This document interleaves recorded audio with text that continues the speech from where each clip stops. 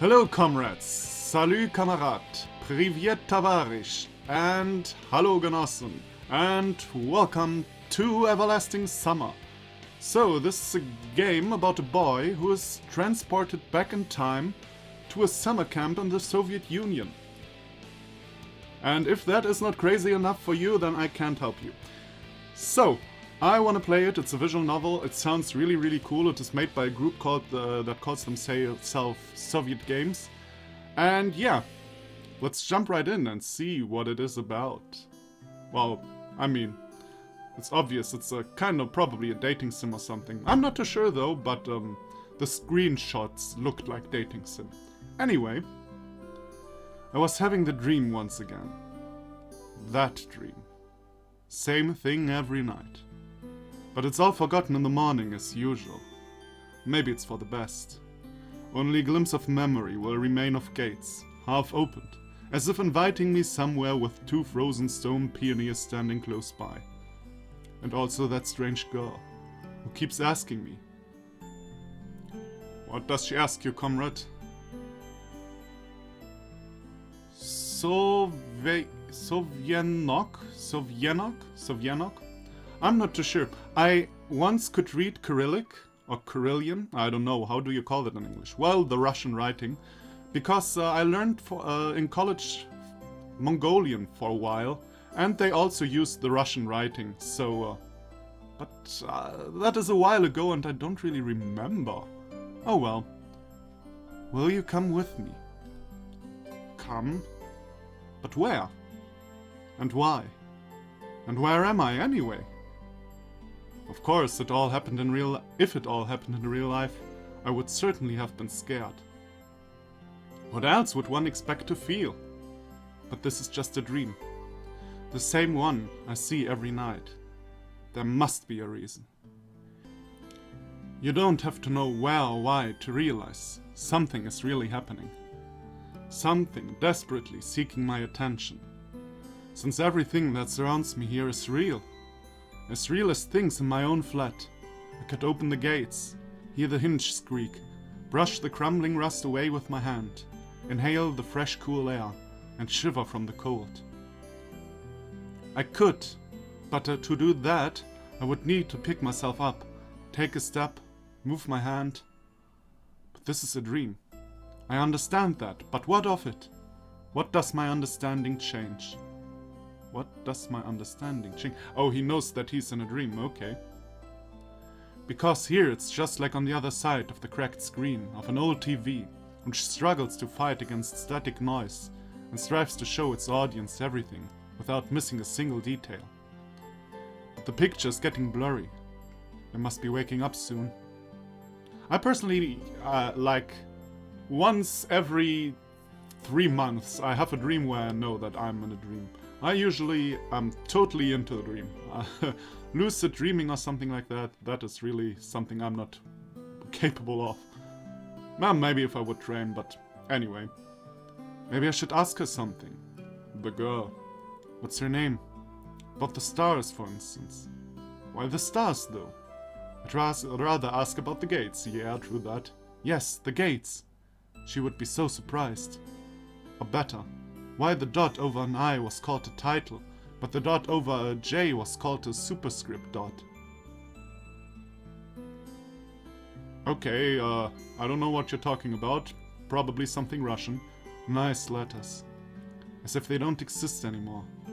Still, what do letters, gates, and stars have to do with this place? Because even if I'm having this dream every night, which will be forgotten soon anyway, I've got to look for answers here and now. And there, if you look carefully, you can see the Magellanic Clouds. As if I'd ended up in the southern hemisphere. In a dream, there are small things that catch your attention. An unnatural color of grass, impossible curves of straight lines, or your own distorted reflection, while the real danger, which could put an end to everything right here and now, seems trivial. Not true. Today I dreamed of two Klingons fighting, and they transformed into Gollum, and they attacked me. That was not trivial. I swear that was not trivial. It's natural, since here you cannot die. Yeah, if you're aware that you cannot die. I was afraid to death. I know it for sure. I've done it hundreds of times. But if you cannot die, is there a point in living? Deep question. Should ask the girl. She's a local. She should know. Yes, exactly. I should ask her about the owl, for example. Oh! I didn't even see that owl. Owl? Owl? One strange bird it is. Though it doesn't matter. Will you come with me? And every time I have to answer. It's the only way, otherwise the dream will never end. And I will never wake up. Oh, so you always say no? Oh well, yes, of course I'll come with you. I have a feeling it's a game over if I stay here. Well, but let's save anywhere. Just, you know, just in case. Save game. Empty slot, yes.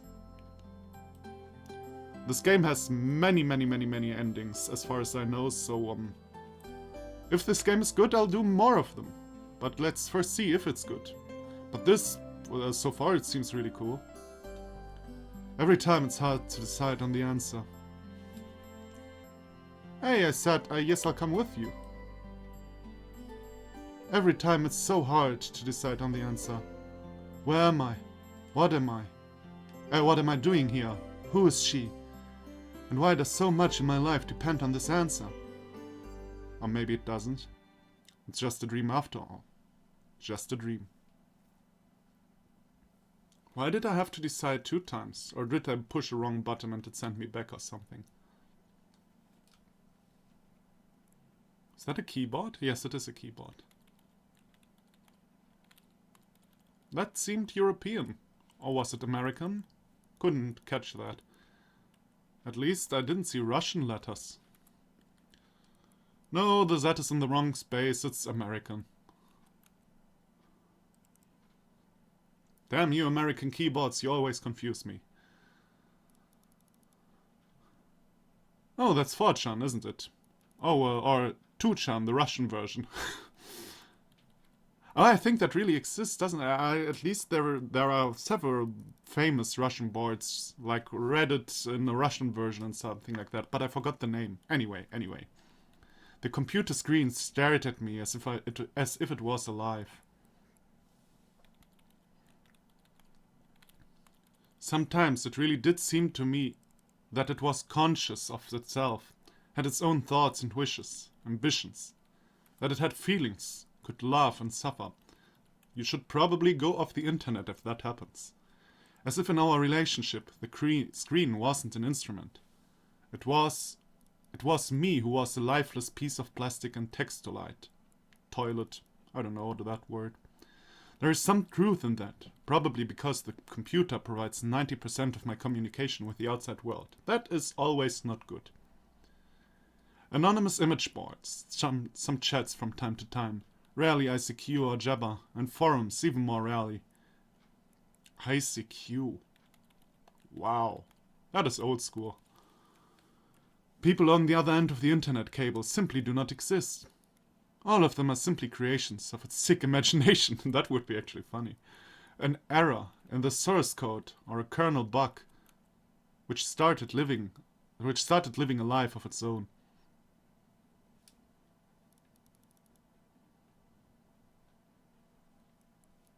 Oh, what's that?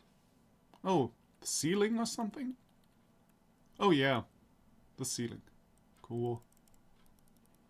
If one looked at my existence from the outside, such thoughts would seem crazy, and a psychologist would surely give me a bunch of sophisticated diagnoses and maybe write me a doctor's referral to the loony bin. Probably. Ah, well. It's not that bad. I mean, everyone has thoughts like these, I suppose.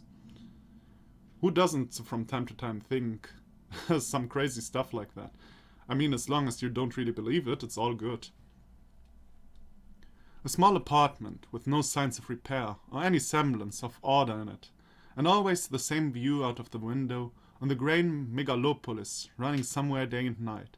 Such are the conditions of my life. Seems a little bit triste and sad. Well, of course it didn't start all like this. I was born, Went to school and finished it, like all the others. I was accepted at university, where I spent a year and a half trailing behind and struggling. I drifted through several jobs. Sometimes it was working out quite well, sometimes I was even getting decent money for it. But it all felt like it was not mine, as if taken from another man's biography. Yeah, I know that feeling.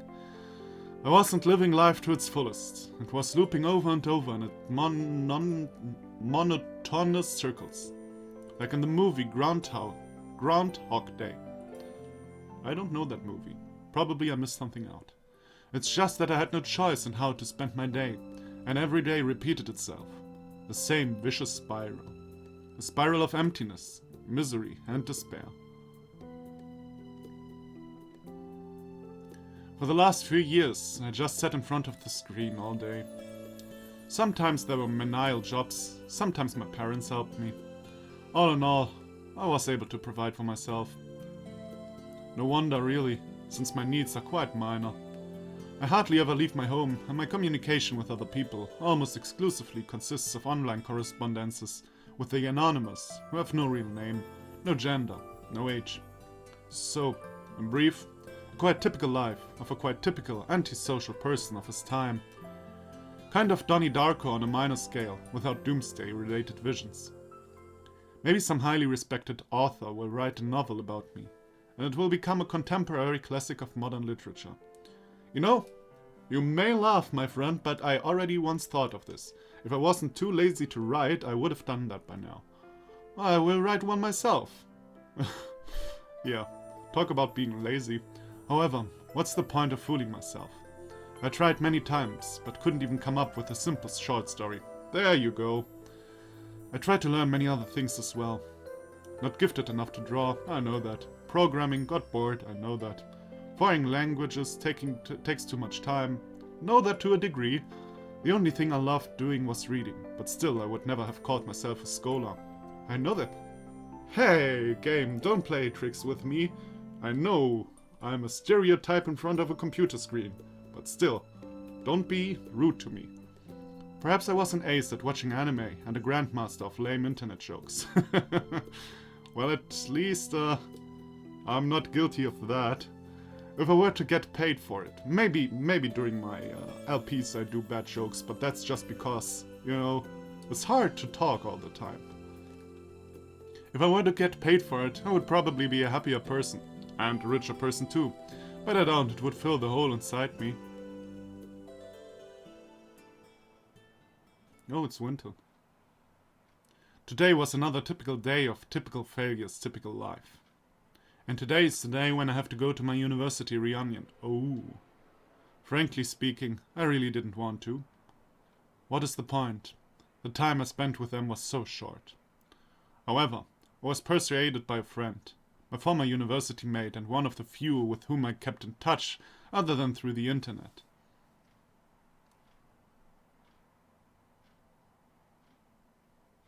What is that?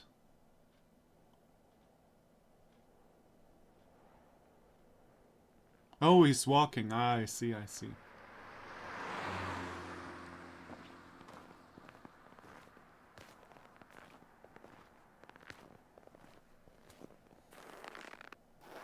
The art is really cool, I have to say.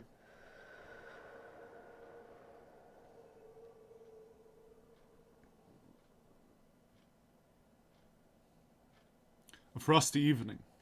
Bus stop. Waiting. I never liked winter. Though hot summer is not my season either. It's... wow. It's like this game knows me, really. I hate hot summer. I mean, I don't like winter too much either, at least when it's like snow all over the place. It's just that I see no reason to point out any particular time of the year. It doesn't matter much what the weather is outside when you stay at home 24/7. The bus today was running so late that I was about to curse it all and spend my last few hundred rubles for a taxi. The idea of just returning home didn't cross my mind for some reason. As usual, millions of thoughts flew through my mind, but there was not a single useful one to seize on.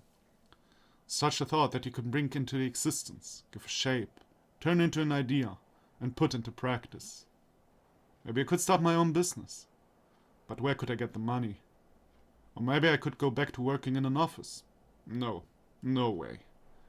Maybe I should try freelancing. But what skill do I have? And who would want me after all?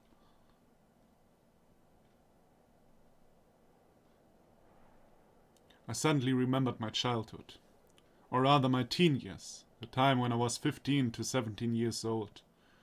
Why exactly those years? No idea. I guess it's because back then, everything was much more simple. It was easier to make decisions. So complicated now, and so simple then. Untrue. That is really untrue. I can tell you, man, I was as miserable as a teenager as I am now. Oh well, actually, I'm not really miserable right now. I was much more miserable as a teenager, come to think about it. So no, untrue, man, untrue. Waking up in the morning, I knew exactly how my day was going to pass, and I always eagerly looked forward to the weekend. Then I could get some rest and have time for things I liked. Computer, football, going out with friends. And then, at the beginning of the next week, I'd take up my studies again.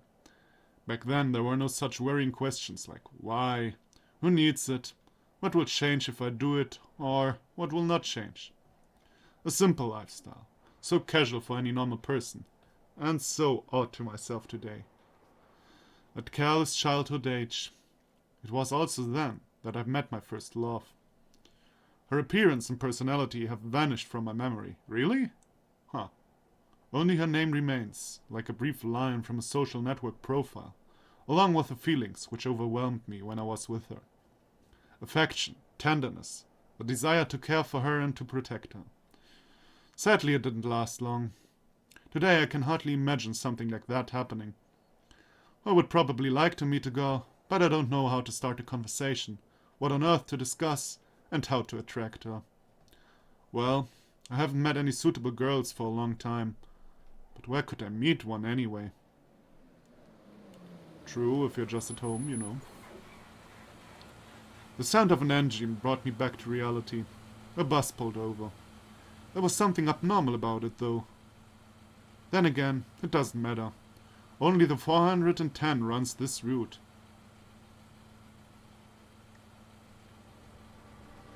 And I really like the art. I have to say, this is really, really cool. Oh. Well, it's not good that the bus is burning, though, I think. Street lights pass me by. It's as if their cold light sparks inside of me, trying to ignite IGNITE feelings long dead. Or maybe not IGNITE, just awaken them. Because those feelings, they have been living in me for a long time, slumbering and waking up again. The driver's radio was playing some very familiar tune. But I wasn't listening to it. I was watching the cars passing by through the fogged up window. Because people are always rushing somewhere, chasing something they need, stuck in their own little worlds. Why would they care about mine? They probably have their own serious problems. Or maybe they have much easier lives. You can't know for sure, since all people are different. Or are they? Sometimes someone's action can easily be predicted. But if you try to look inside his soul, you will only see impenetrable darkness. Wow. That was really dark on its own. Well, at least you have some internal darkness in your soul going on. But man, I know where you're coming from. Sometimes life is tough. Sometimes life is tough. And you have periods in these lives like this dude has that really suck.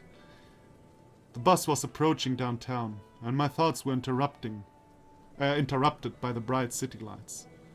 Hundreds of billboards, thousands of cars, millions of people. Are you in Moscow? Or like St. Petersburg? Probably there are more million people cities in Russia, and I'm just an idiot. I watched the slideshow, and somehow I got terribly sleepy. My eyes closed just for a moment, and then... He drove with a bus back in time? Probably.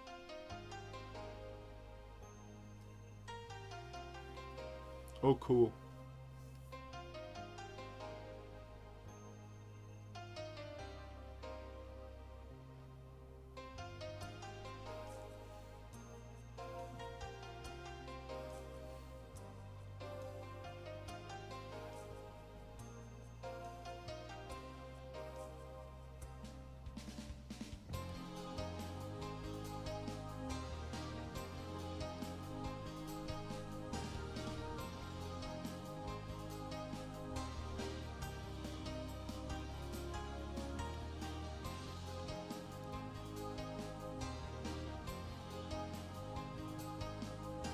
Oh, epic foreshadowing. Lena, I could read that. No good visual novel without a panty shot. Yeah. No, damn it. Alusa? Something like that. Ah.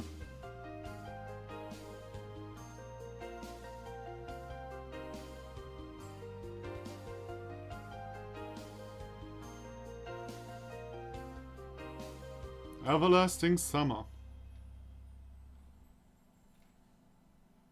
So this was the introduction so far. Day 1.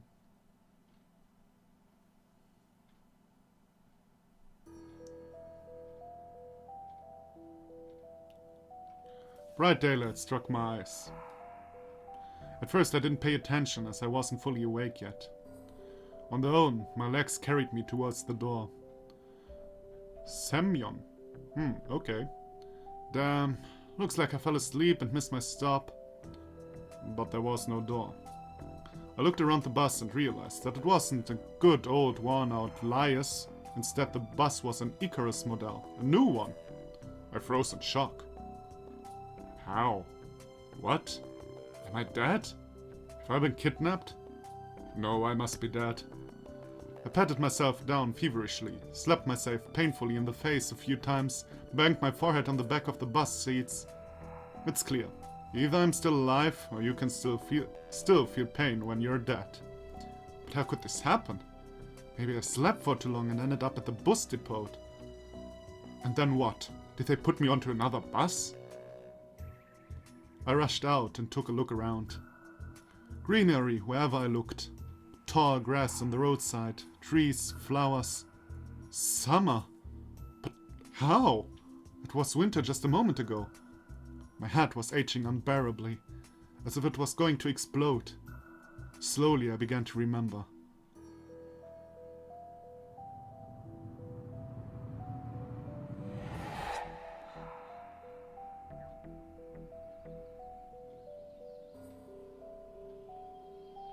A long road running off into the distance. Forests, plains, fields, lakes, and forests again. I think I was sleeping. But then how can I remember all of it? And then, a gap. Some girl leaning over me. She softly whispered something into my ear. Then a gap again. Huh. That's ominous. And then I woke up here. Who was that strange girl? Or was she just a dream? For some reason, thinking about her made me feel better and calmed me down a little. I felt warmth all over, coming from the inside. Could it be her who brought me here? Then I needed to find her. And the best place to look for her is away from here. I rushed to the left, then to the right, then stopped, hesitating over where to go. Finally, I ran in the direction from which the bus had probably came.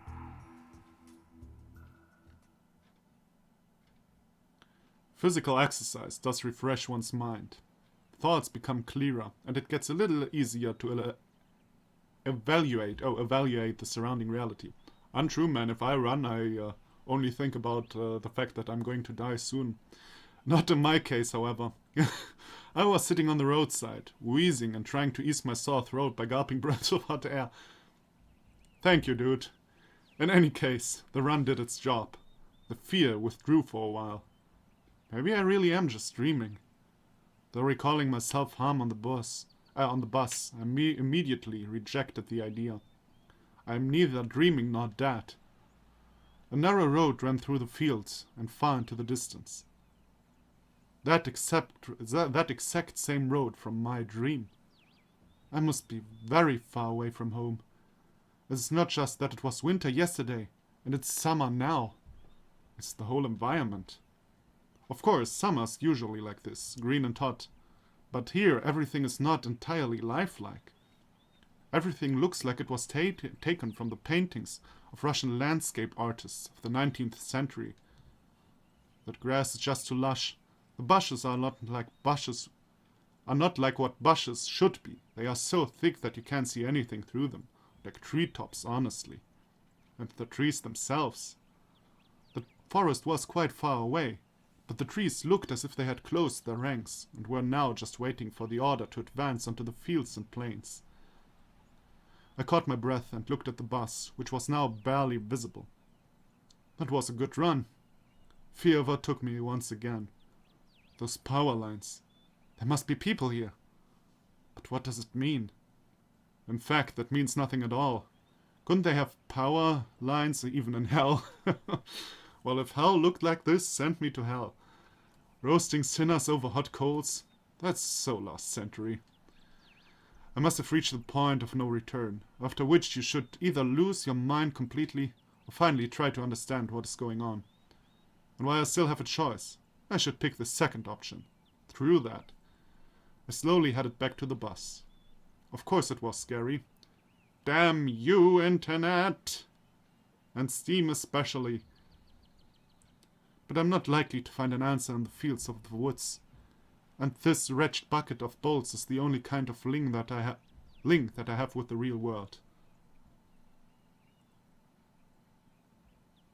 And there is the gate.